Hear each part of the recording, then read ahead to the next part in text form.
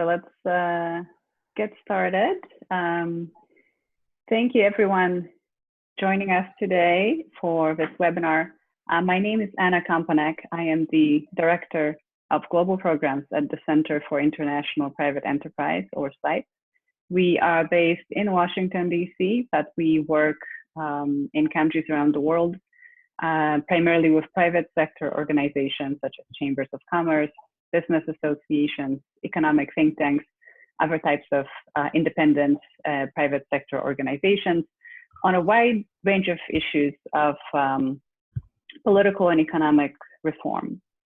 Now, property rights have been at the center of our attention for quite a while, given that they are a key building block of a market economy. And the way CIPE thinks about property rights is not merely as a title, a piece of paper, but a puzzle in a much larger institutional ecosystem that makes that right to property meaningful or not, as the case may be, where the institutions within that ecosystem are weak. As we see around the world today, the COVID-19 pandemic made the property rights and property market situations in many countries even more complex than before the crisis, given that it primarily affected small and medium enterprises. That vulnerable populations, such as women, have been disproportionately impacted. So at today's webinar, we want to talk about some of those trends, the situation, and the issues we see with property rights and markets globally. The discussion will revolve around a tool that CIPE and our organizational partners with us today on the call, IHC Global and World Citizen Consulting, developed to map out a comprehensive picture of what a property market looks like with various supporting institutions and how we can gauge the relative strength or weakness of those institutions. We call this tool International Property Market Scorecard, and in fact, you can see it shared on the screen right now. We also just yesterday published an article that summarizes a little bit of the story behind the creation of the scorecard and how it has been used since. Our wonderful speakers on the call today will speak to that from their own experience. So without further ado, let me introduce them. We have with us today Bill Endsley, who is the principal at the World Citizen Consulting based in Chicago and formerly Secretary General of the US chapter of the International Real Estate Federation, which is known by its French acronym as FIABCI. We also have Judith Hermanson, President and CEO of IHC Global, formerly the International Housing Coalition, and Vicky Sampah, a Realtor, consultant, and founder of the Ghana Real Estate Professionals Association. I will post I guess you can see the URL of the property market scorecard right in your browser. I will also post that link in the chat, as well as a link to the article I referenced. And we'll leave some time for questions at the end of our webinar. So if you have a question, also please type it into the chat and we'll monitor that throughout our meeting. All right, let's jump right into it. I will give the floor to Bill, who will tell us a little bit more about the scorecard.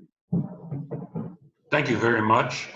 First of all, I would like to thank the team at CIPE for working on this update to the website and really moving us to Scorecard 2020, which has been our plan for the last year or so.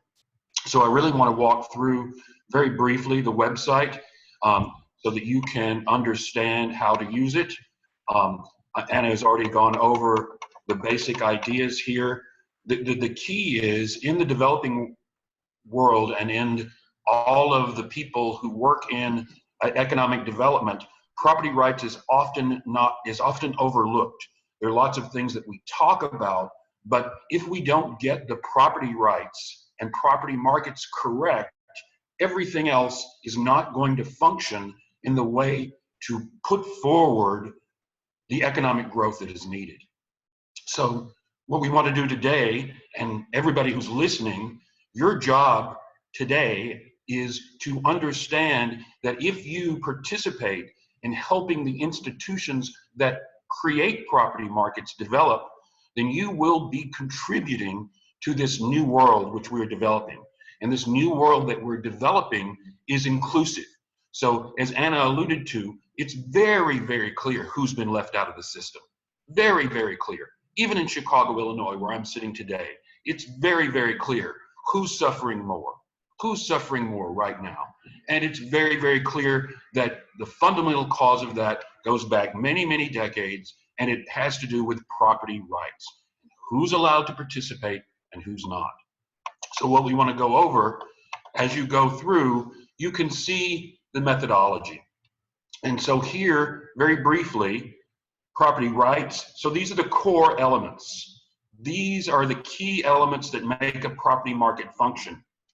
And what's astonishing to me is many of the people who participate in these markets don't actually understand the entire system. Property rights, access to credit, effective governance, rational dispute resolution, financial transparency, and appropriate regulation. And so all of these things, the capital enters here, and it flows around the system or not. What happens is often the capital, we are in a capitalist society, or that's what we're supposed to be promoting, comes into here with property rights. Well, what happens across the circle is if your rational dispute resolution system doesn't work, the capital gets stuck in a foreclosure, in a bankruptcy. So these are how the system works. Property rights is dependent on rational dispute resolution. Here, access to credit is dependent on financial transparency. Effective governance is dependent on appropriate regulation. And I won't go through the detail of this. I encourage you, and in fact, I'm strongly recommending you go through this. It's critical. I want to give just a story. Thanks out to SIPE for the current situation of getting this scorecard ready. With IHC Global, we actually go back 20 years. And it's very, very interesting, the story of how this all happened. In 1998, there was something called the Asian flu, a crisis. It was a financial crisis. This scorecard methodology actually started 20 years ago. If you don't know what the Asian flu or the Asian financial crisis were, in Thailand, in Indonesia, in Malaysia, all of these asset bubbles burst. And they burst because there wasn't a methodology, there wasn't a global way to price assets. And so suddenly this crisis, this Asian financial crisis, spread around the world. That was when we originally started working on this program, because the World Bank at that time said, wait a minute, we need a methodology to price assets apples to apples. So what are the way we can price these assets? Now we come along to 2008. 10 years later, we have another crisis. Another crisis caused by what? The inability to properly and transparently price assets in Arizona, in the United States of America. Here we are. So that's when we first started working in 1998 to develop something. How can we develop something? And then in 2008, we began this project. Here we are. 10 years later, yet another crisis. So it becomes really, really important in times of crisis that we have a measurement tool. And so this is the measurement tool that we have created. You are able to go through it. I really, really encourage you to not only go through this, but to commit today commit today to creating a scorecard for your country, because everybody needs to have this measure. So we are going to go through, I'll just go through a little bit, the scorecards, and then we're having the resources and information, which are articles, things that are going on. So this is Scorecard 2020. This website is going to be updated very frequently with your information that you're going to send to us, because what we did is we developed this as a share and share alike program so that you can use it, and then your job is to then share it back with us and everybody on the website. So as we go through this, and we're going to see these stories today, you'll see our experts. There we are. Look at us. Woo. So if you go in, you can click, and Vicky's going to talk to us, but if you click on Ghana, then you're able to see the Ghana scorecard and see the specifics. So as you go through, now we can see a picture, and if you look at the key, it's from strength, weak institutional support to strong institutional support. So very clearly, you can see at a glance what the issues are, and this in particular is Ghana. You can also see and drill down, and we drill down into property rights. In this particular instance, you can also download the scorecard, which is a PDF of the full scorecard. I also want to briefly mention where this information comes from. So you can see here, this is the World Economic Global Competitiveness Index. And so what we do is we take 54 different indicators and put them together to create a scorecard. So the methodology, which you can download and go through, you will download and go through. So in this particular instance, we can select a component, and just to show you how this works, and so we can select the component, and we go down and we can go to property rights. And if we click property rights, then the scorecard, the index, the indicator loads up, and it tells us where in the world, in the ranking, everyone is. And so when I teach this, it's always interesting to see what's at the top. So you will see the same people at the top. You don't see the United States here at the top. Many people are always surprised, well, wait a minute, what? So as we go down, you start to see, actually the United States is 30. What we're talking about is a quartile, so there are 140 divided by 4, so strong, very strong, weak, very weak. That's how that works. We won't go into it completely. I just want to show you another, which is another one of our sources, which is the Ease of Doing Business rankings from the World Bank. So what we've done is, the idea here is these are respectable resources that are updated every year, but we've pulled out all of those things that deal with property so that you have the indicators. So it's not, we put this desktop research, which we call, together with in-country research, which our other speakers are going to talk about. So here in Doing Business, you can click on Registering Property. And if you click on Registering Property, then the rankings associate in order, registering property. Qatar is at the top, and Rwanda, New Zealand. Interesting, a story for another time, which we will see. But as you go through, and then if you click here to the specific country, this is the resource available to anyone. So as you click this specific country in Georgia, then the specific details of Georgia load, and you're able to find out those particulars of the economy of Georgia. And so this is where the information comes from. We gather it. If you click Registering Property, then you're able to find out the very specific number of procedures, time, and cost. And this is Hernando de Soto's method, which is one of the grandfathers of this methodology. I'm sure you will research and find out more. And just finally here, if you click on details, then you actually see exactly what it is that you need to do to register a property, or to register the change of the property from one hand to another. And so these are the ideas of what we're doing. We're really excited about this new phase. and we're really, really excited to have you participate and help create this new, more equitable world that we're going to emerge from as soon as we can get out of the house. So thank you very, very much. Anna, I'll turn it back to you. Thank you for this overview, Bill.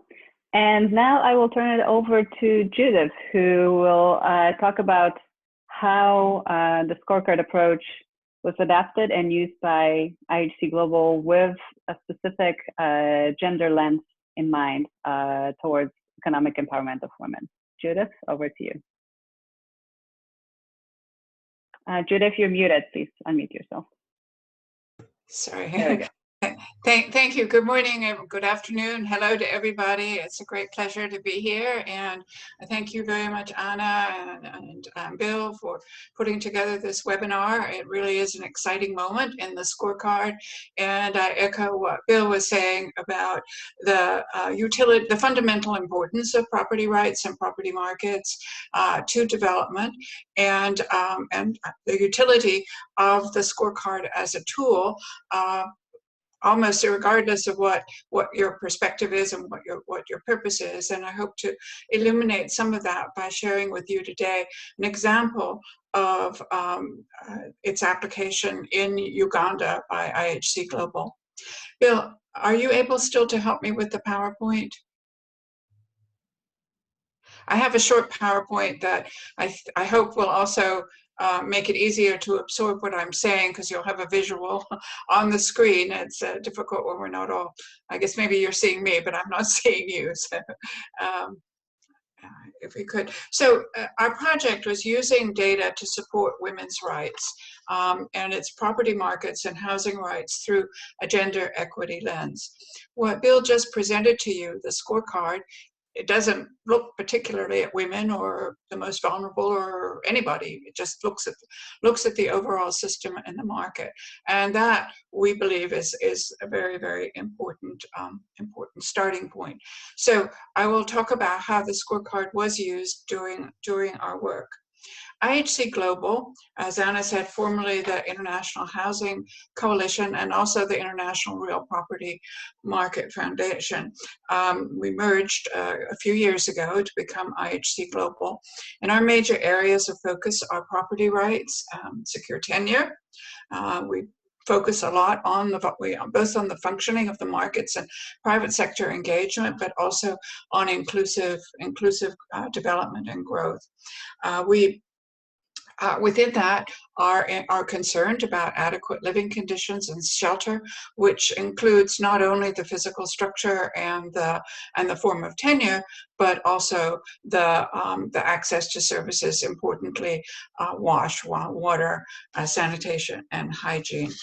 Those we think are building blocks of the modern economy, as was put forward earlier, and also for decent life. I think, if anything, this pandemic has shown us that that the inequalities in the world are very stark, and my hope is that the silver lining after we all get through this difficult time is that as economies and societies, we will reconsider perhaps the ways that we have approached these issues.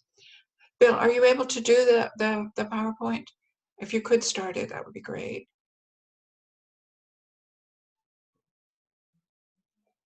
You're muted. Yeah, I'm following along with you. Okay, I don't see the PowerPoint on the screen, is what I'm saying. Yeah, I'm following you. You go ahead. I follow you along. You'll be good. Okay, well, could you start the PowerPoint, please? You're on slide 3.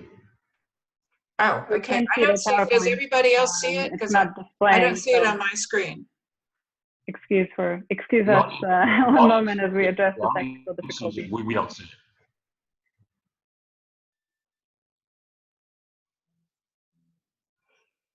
Somebody sent a message about resharing. I don't know the mechanics of it. Anyway, I don't. When you can do it, that would be great, Bill. I'll just move ahead without the visuals, and sorry about that. Got some pretty pictures there. But so let's just start out by why women's property rights matter. It's similar to the general argument that Bill was saying.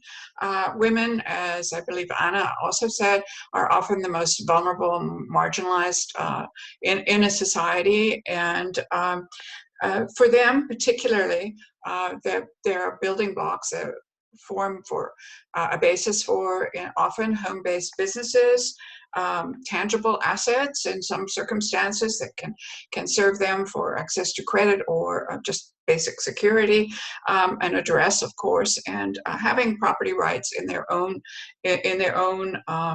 name supports their economic independence. And there is research that, thank you very much, it's up now.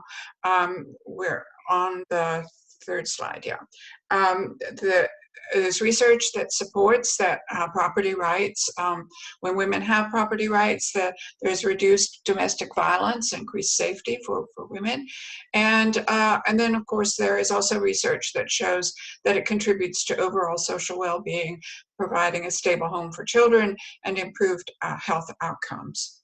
So what I want to do today, with this as a context and the reason for our going forward, is I want to talk about this tool that Bill provided the overview of, the scorecard, to talk about it as a flexible tool that enables systematic analysis, as I was saying, underlies all development, or as Bill said, actually all development activities, and it provides the basis for specific adaptation to address target issues and populations, which is what we did in Uganda by applying a gender lens to the field work. It provides data for understanding, and so for development organizations, how to structure and design interventions, where the pressure points are, where the levers are, and also data for decision making for policymakers, donors, others.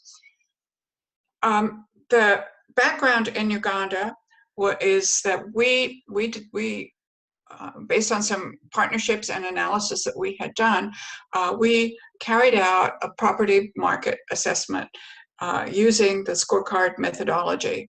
And then we carried out using this data-informed analysis of the ownership and associated issues, and we determined that, or maybe even confirmed our hypothesis from our preliminary research, that women face significant challenges with respect to home ownership, securing their right to their own property in many instances. So I'm going to describe very briefly the project and how we went about doing this. It was a partnership among IHC Global and a long-standing partner in Uganda. Could we have the next slide, please? Called AREA, the Association of Real Estate Agents in Uganda, and then a subgroup of them, the Women's Council. And so they were very great partners for us and helped us engage with a number of stakeholders during the field work, and they participated with us during that field work. And the great thing about Uganda is that there is a robust legal framework, if we could move to the next slide, that ensures women's property rights. And there's a list of the various acts that capture that, and the intention of the government is that women have property rights. However, the property system in Uganda is very complicated. There are 4 forms of tenure: customary, freehold, male, and leasehold. And a lot of transactions, 70% or more estimated, happen under customary law. And in this case, while there is a legal framework for women's property rights, often custom prevails and women's rights are not asserted. So if we move to the next slide, we have with the scorecard analysis, the desktop research that Bill described as the underpinning of this, based on that, we updated our field questions, so a market assessment, and we carried that out with key stakeholders within within Uganda, after engaging with a knowledge exchange with other stakeholders, women's groups, other civil society, government, other key people within Uganda, to inform our own approach to the field assessment. Very, very important, because our philosophy is not that we come in and tell people, oh, well, this is your problem, or this is what the data shows, but to enable input into that analysis, and then similarly take it back to them once we've completed the activities. And then one of the findings, sort of preempting my conclusions here, is that there is a great lack of awareness on the part of women about their rights. There are legal remedies, and we made some recommendations and policy adjustments that could be made, some of them procedural, like where you go to file your claim. Maybe you could move some things out. I'll mention a few of those in a few minutes, but don't want to get too much into the weeds here. But we did get the data to support this. And so Bill, if we could move to the next slide. We use the dimensions on the scorecard that led us to certain conclusions, and then some recommendations. Property rights, there are laws, as I mentioned, to protect the rights. Levels of informality, as in many countries, contribute to a lack of documentation.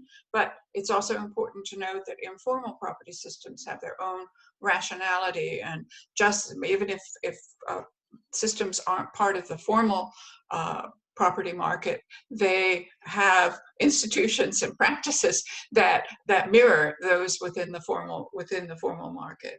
So, we found out that a high level of people own their home, that women's ownership of homes are going up, and I've got other statistics, but I don't think that we need to go through those today. But if there are questions, I'll be glad to answer them. And so while the property rights, there are laws that protect them, there are challenges to those. In terms of access to credit, the informality in the economy, that would be the next slide, please, and the high interest on loans impact accessibility by women, and though there are informal savings groups, is similar to many countries. And then on the effective governance, we found that so in some cases there's corruption, not a huge corruption, but sometimes there are barriers and manners of doing business that impede women's ability to access the housing market or property market, and that those apply also to men. Women being often less well off, maybe have greater impact on them. So we're moving on to rational dispute resolution, Bill. Women do have access to the court and alternative dispute resolution services, but limited knowledge, again, also affects their ability to make use of that. Also, distance is a factor, particularly when people aren't in municipal areas or the capital city. And then within the customary practice, we heard that women's voices may not often be heard. Financial transparency, again, there are mechanisms for that. Strong surveyor industry, and women not really participating very robustly in that industry. Could we move on, Bill, please? And then finally, the appropriate regulation element. Each one of these, as you may recall, are aspects of the property scorecard that tell you about the basis for moving forward to improve whatever the situation is that you're trying to diagnose and to assist. And in our case, it was women's access. And so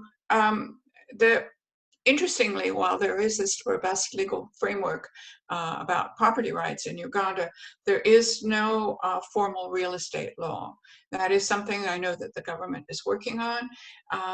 And many real estate transactions take place informally.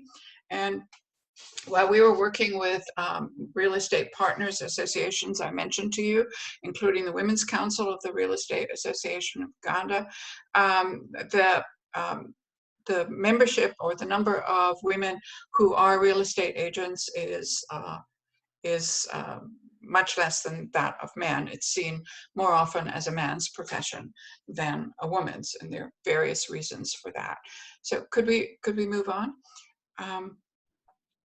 Out of all of this, out of the analysis on the scorecard, from the scorecard, we came up with some key policy practice recommendations. Training of local authorities, moving decision-making, decentralizing that further, some additional financial literacy programs for women, obviously affordable housing alternatives, including real estate services, and there's more of that coming up within the cities.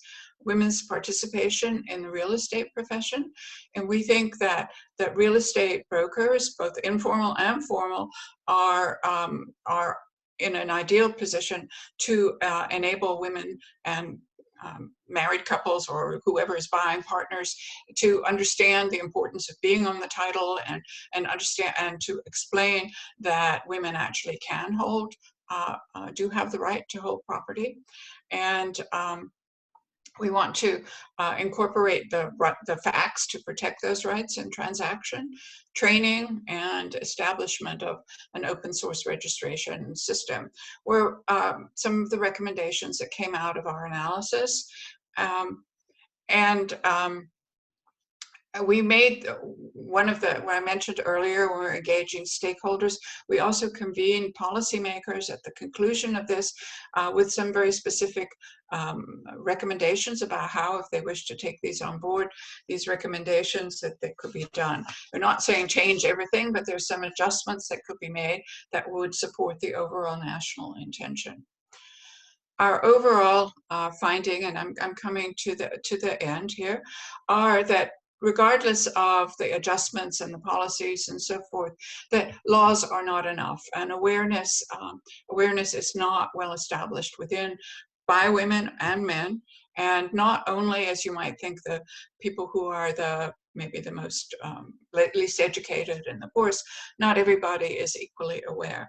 So our innovation, and the thing that excited us a lot about this, how we came out of this, we had gone in to think that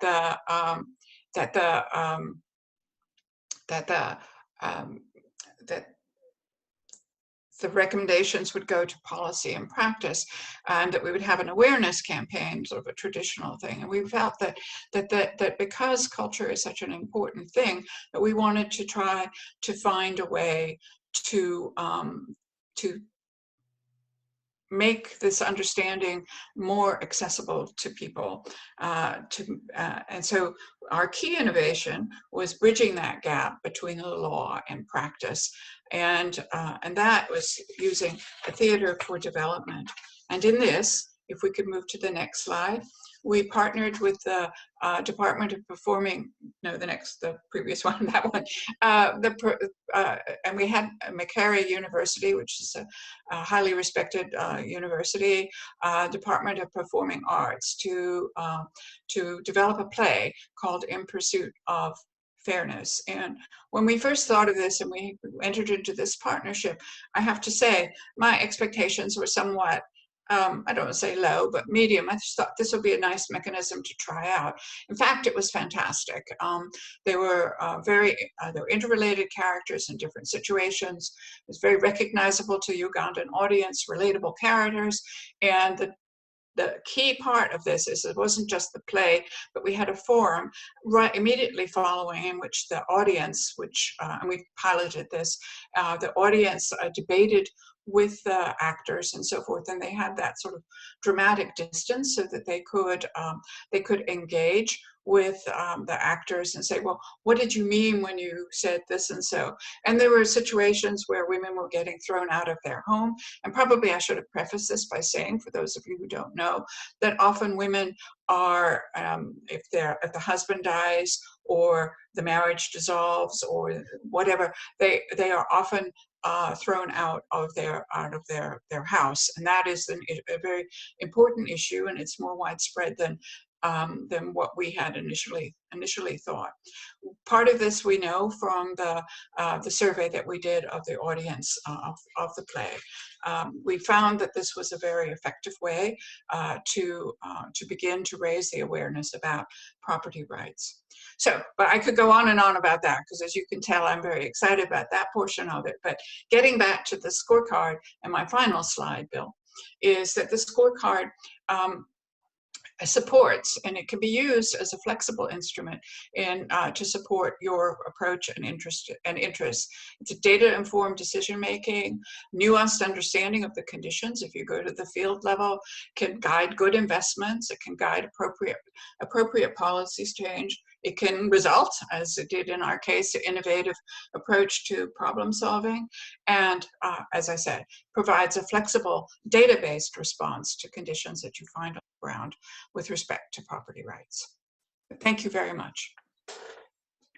Thank you very much, Judith. And I just want to acknowledge we've had several questions come through the chat, and we'll get to them at the end of the session.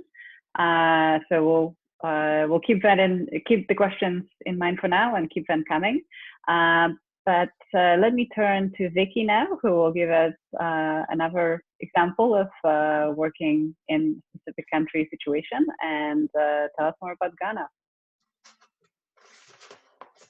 Good morning, everybody, and thank you so much for putting this together. I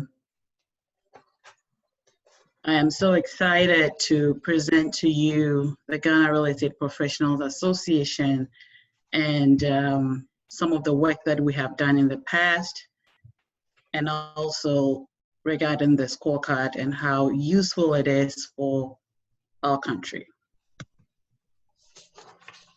So the Ghana Real Estate Professionals Association is a professional membership organization in Ghana. It's been in existence for 9 years now. And the main mission of this organization is bringing real estate professionals together as one voice towards a common goal. The association has played a major role in drafting and amending the Ghana Real Estate Agency Bill, which is still before Parliament. We're actually looking to get this passed as soon as possible. We also have had affiliations with FIABCI, NAR, and also IESC, which is the International Ethics Standards Coalition. We're also in partnership with Citizens Consultants. The Center for International Private Enterprise and IEC Global has also been very instrumental in helping Ghana advance its real estate markets. These are some of the milestones of the organization. GREPA joined NAR's bilateral partnership associations in 2015, and from that time to now, we have been able to plan and facilitated 8 inbound and outbound trade missions, and these include study tours and education trips. And it's also centered around legislation, education, and technology. And when we go back to look at the scorecard, this is all we're talking about. Legislation, education, and technology is right in the center of the scorecard. We have also been able to establish an MLS, which is a multiple listing service in Ghana. I think it's, I believe it's the first on the continent. Multiple listing service is a program that allows realtors to cooperate properties on a global and in a global market. After we established MLS, we also have been able to establish a relationship with Realtor.com, which is NAR's real estate marketing platform. So at the moment, you can see Ghana's properties globally on Realtor.com, which is a great milestone that we reached. Recently, we have initiated a COVID-19 alliance to strategically sustain the market after the pandemic. And as Bill rightly said, this pandemic is teaching us a lot of things. It's taking us to the scorecard again to look at these structures and make sure that we are able to use it as a guide to sustain our markets. Private property rights in Ghana.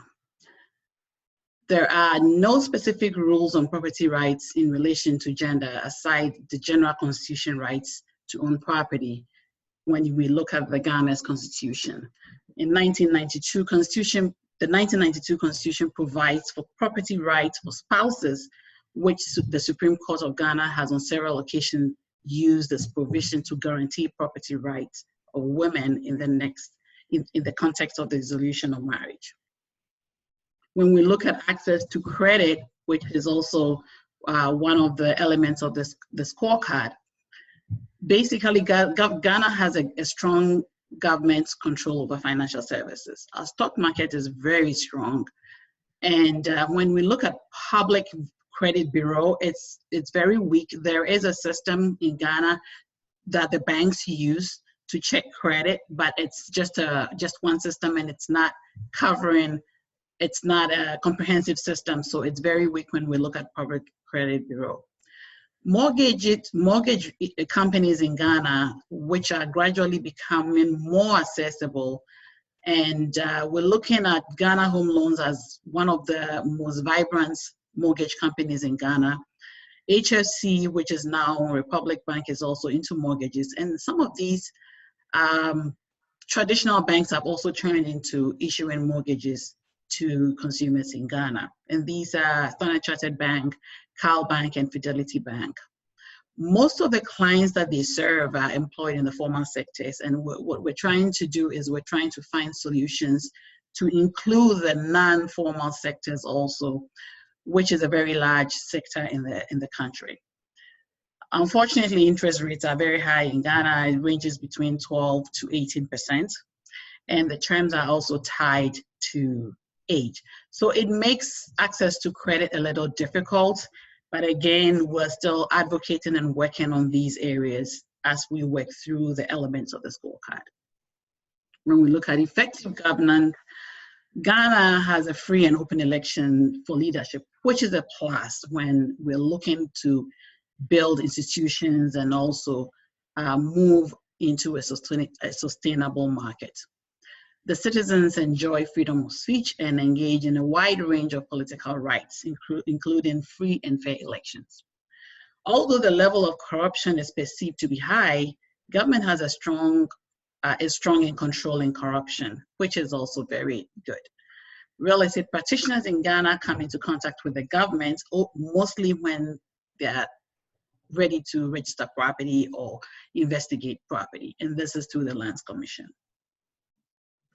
Rational dispute resolution is basically through the courts. Some of the organizations have been able to establish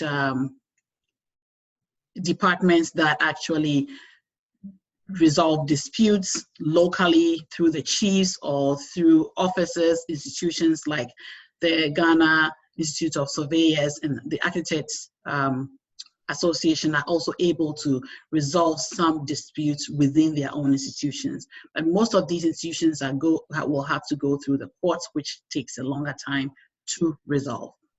Financial transparency in Ghana is informal. The advancement of law, as well as the rise in the number of pending cases concerning the land, have led to the adoption of some form of documentation in land transactions. In recent times, most often than not, the next step for parties in real estate transactions after investigations is to enter into contracts that also binds them into law. Appropriate regulation. Professional services have improved to a large extent in recent years. Brokers and agents are not licensed yet. As I said before, we're still working on the Ghana real estate bill, and so pretty soon we will have legislation for real estate brokers. Valuers and mortgage brokers are also not licensed, but these organizations work and operate under institutions that are regulated by government. So this is the Ghana scorecard. This is the property markets, and as Bill said, we are assessing Ghana through the 6 core elements, which is appropriate regulation, property rights, access to credit, effective governance, rational dispute resolution, and financial transparency. And as we all know that, you know, we all believe in a good legal framework to be able to sustain these markets. Recently, we decided to have virtual meetings with some of the institutions in Ghana. And the reason why we decided to do this as an initiative is to find out what the problems there are in the country that is limiting the market from moving to the next level.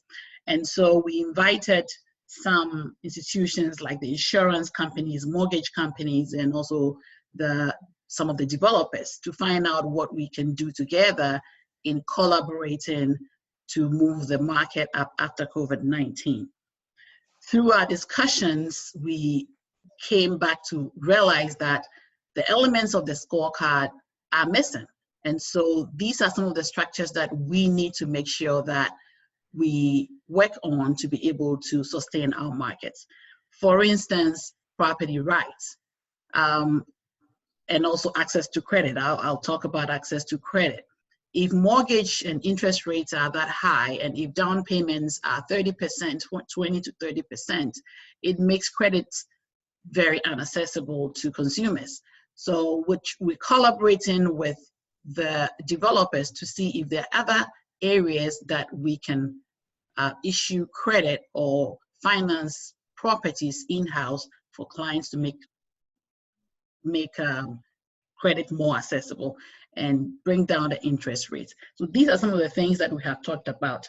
And in having these meetings, we have realized that regulation, it comes back to regulation. If there's no regulation, insurance companies are also talking about if they have to go into any kind of, coming up with any kind of guaranteeing any kind of properties or insuring any kind of properties, they still have to go back to regulation. There is no regulation for them to do that. So regulation was very, very important. Financial transparency and property rights were all things that when we talked about collaborating and finding ways of bringing our market or sustaining our market, we realized that the scorecard elements are key to the development and also key to sustaining our markets. So it's very important that our institutions and our governments take this document and this as a guide to help the markets develop. That's the end of my slide, and a key takeaway is that success is actually a short race, a sprint fueled by confidence, discipline, and determination is just enough for habit to kick in and take over. I'll turn it over to Anna. Thank you. Thank you very much, Vicky. I love that quote, and also I really appreciate what you emphasized about markets, property markets or otherwise. They don't just emerge spontaneously. The quality and the accessibility and inclusivity of markets depends on the quality of governance and regulations. I think that's a key point that also side premises our work on. Great, let's move to questions. We have some good ones here. The first one was for Judith, or maybe I guess the two in particular are for Judith. So question on whether your study in Uganda looked both at urban and rural rights, and how valuable was or wasn't local data about the unregistered land, which is the majority of land in the country. And then a follow-on to that from our esteemed country director, Haile in Ethiopia, is about the roles of culture and religious practices on property rights, especially by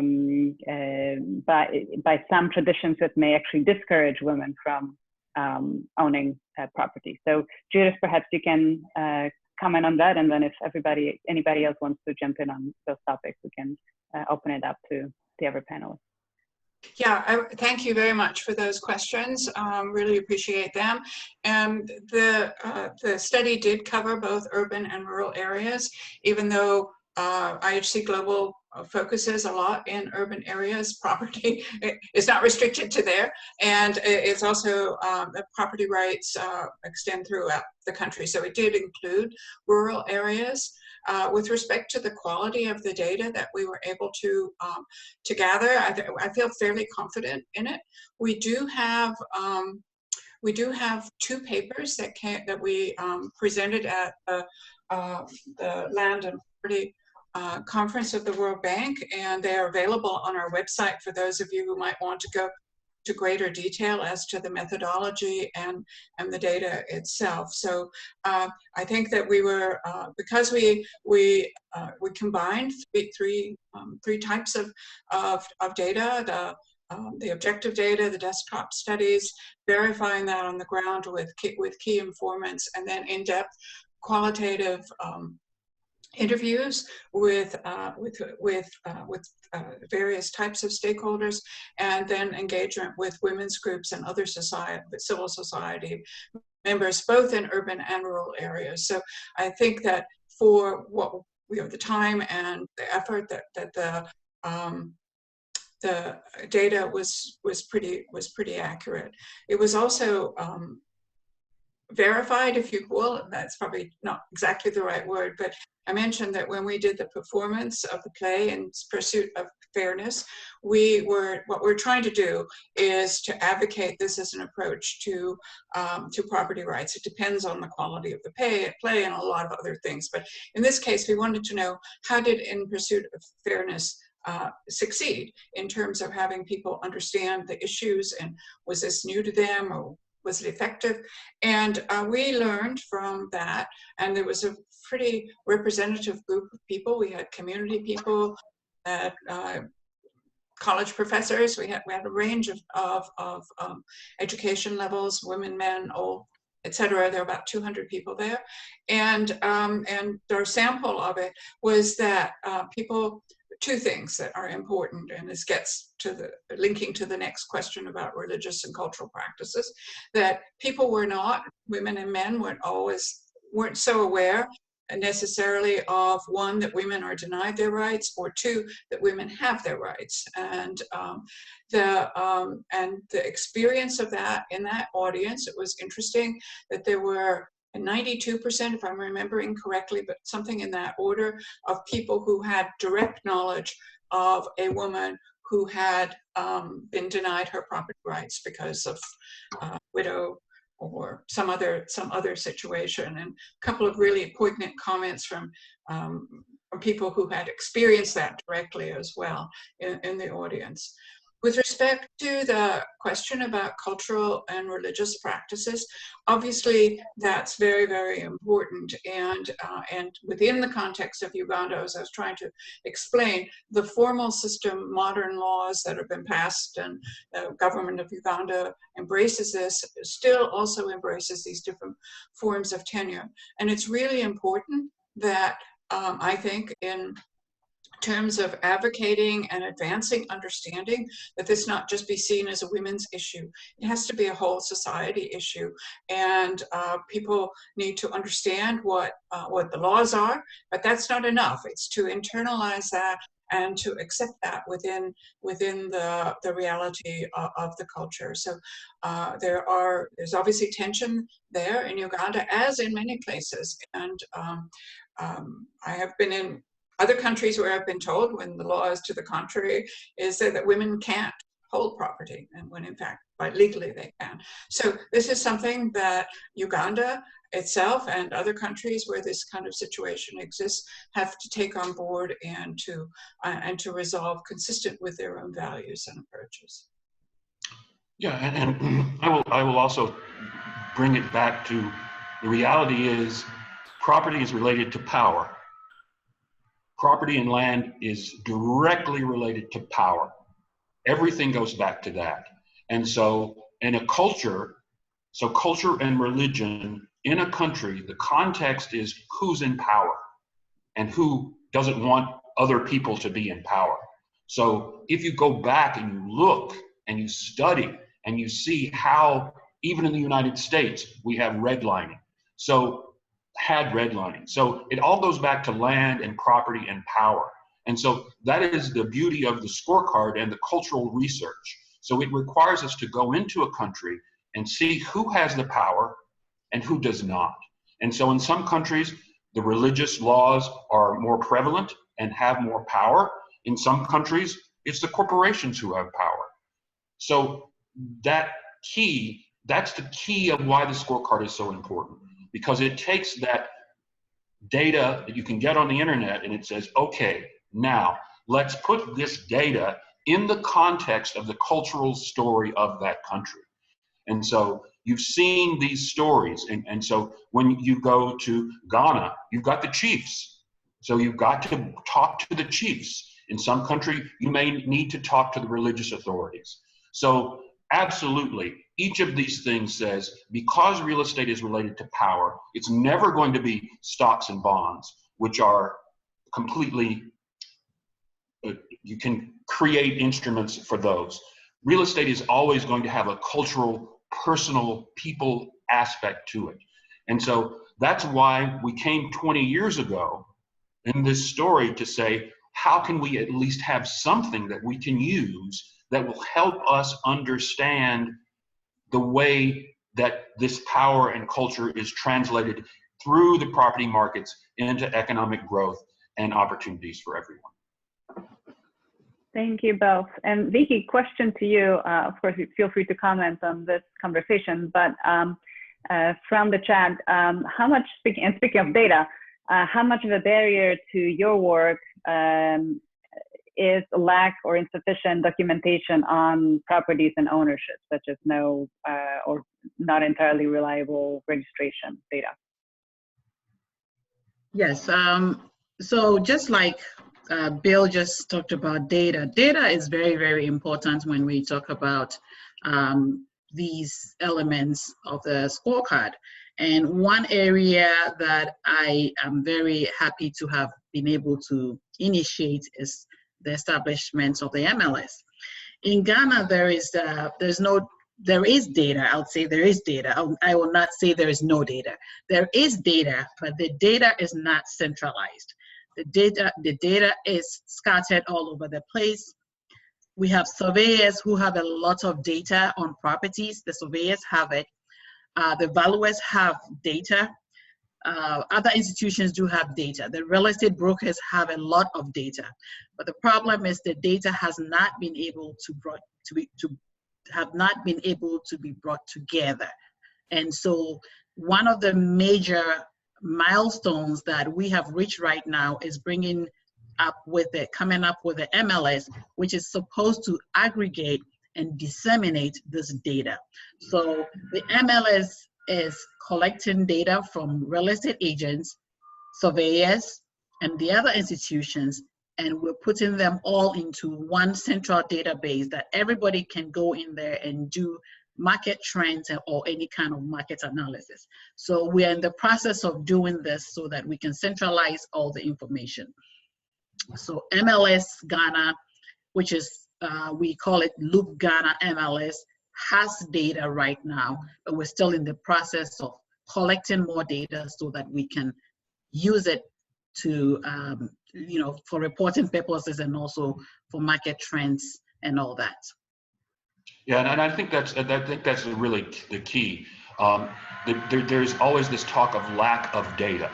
Well, it's lack of coordination and transparency of the data. The data is there.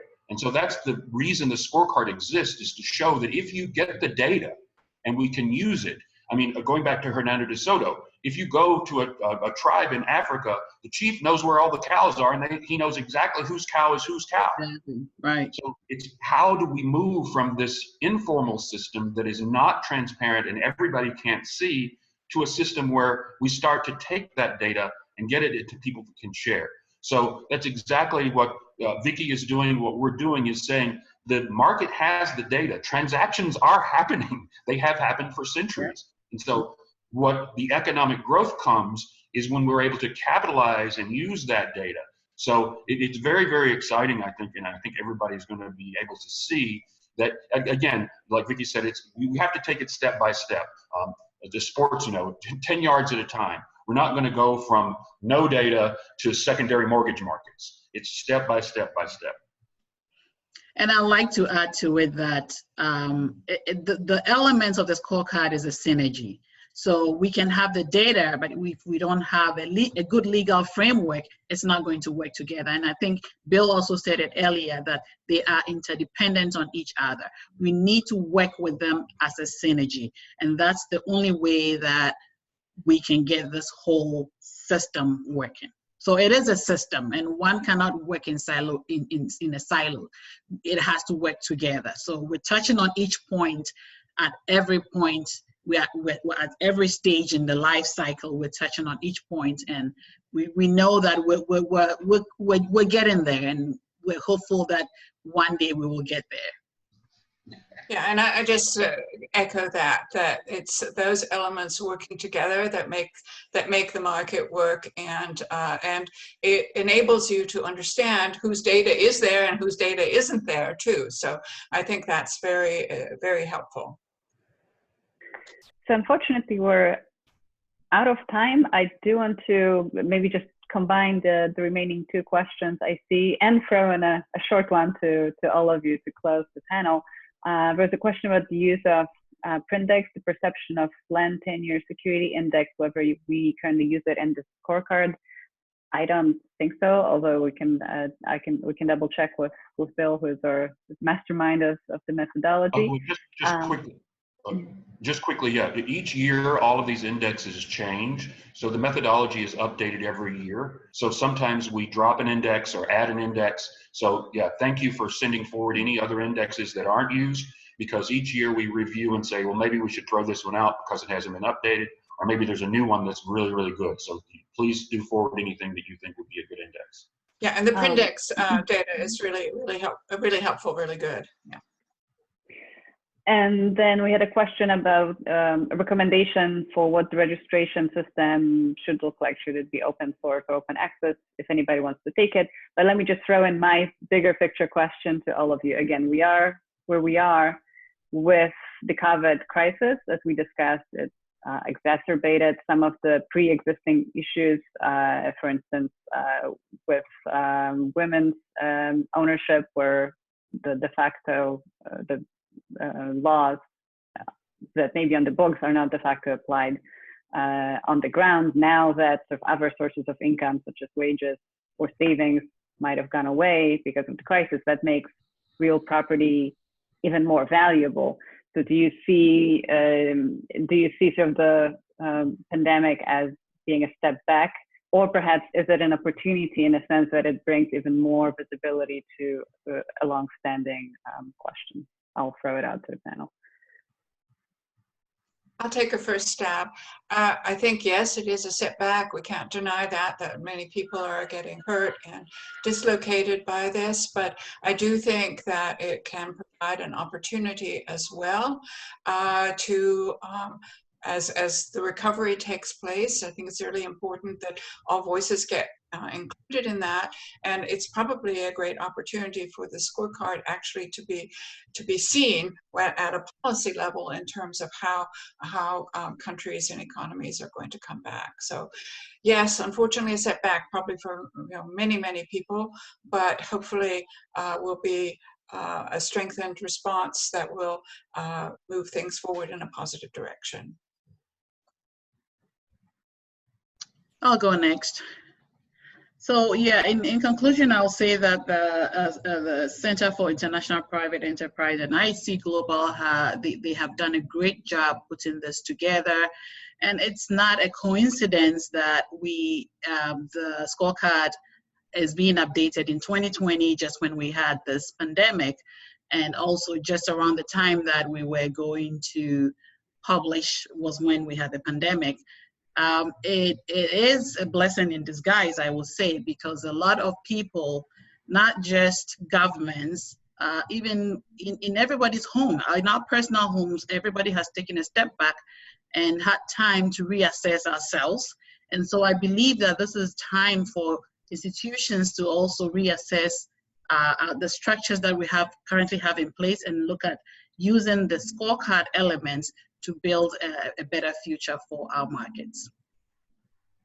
Thank you. Yeah, absolutely. I think we need to realize that what are the causes that got us to this place. And so I talk about the 1998 crisis, the 2008 crisis. This current crisis is about the lack of investment in the infrastructures that hold society together. And so here we are. And so while we may be distracted by this current specifics, the blessing, as Vicky said, is that now we see very clearly, very, very clearly where we have failed to invest. And so we have been pursuing profit and we've been building luxury condo towers. And now that has come to a stop. Now we need to make this market, after this current crisis, work for everyone. And I think, as we've all said, we can show how it works and how it doesn't work. So I'm very, very excited. I've convinced myself to be excited because I've had this time to reflect. And I was really reluctant to kind of say, oh, let's relate this to this current crisis. The scorecard will work in this crisis and the next one and the next one. So that's really the idea, is we are always going to be swinging from one. That's just the nature of a cycle of an economy. So this one happens to have been caused by a health crisis, but very, very exciting. I think we all have this opportunity now to really see where we were, how we got here, most fundamentally, and what we're going to make as we go out of this crisis. Excellent closing thoughts and a message of inspiration despite the current crisis. Thank you all so much, and many thanks to everybody who joined us online around the world. Fascinating discussion. I think we definitely could continue it for another hour, and we'll be happy to organize another one if there is a need. In the meantime, again, please check the Scorecard website for updates on the latest projects, blogs, publications, and so on. Thank you very much, everyone. Stay safe. Thank you. Thank you. Thank you. Thank you. Bye-bye.